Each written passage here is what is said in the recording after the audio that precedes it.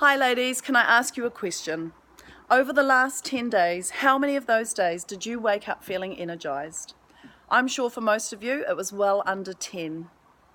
So I've partnered with my buddy Sean Hall from Energize and I've put together a women's retreat. I'm holding it here at my home on Sunday the 4th of August from 9:30 until 3 o'clock.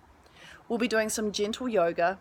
We'll be sharing ideas around really understanding how we can be aware of the things that energize us, the things that deplete us.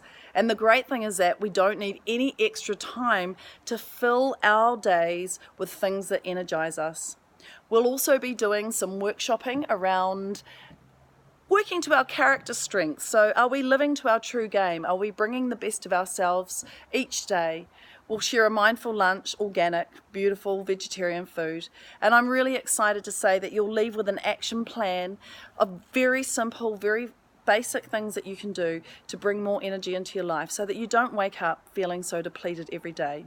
I'm really excited to share this with you. I'm looking forward to hearing from you, and I'm sure I can't wait for the people that are on this retreat to share their journeys.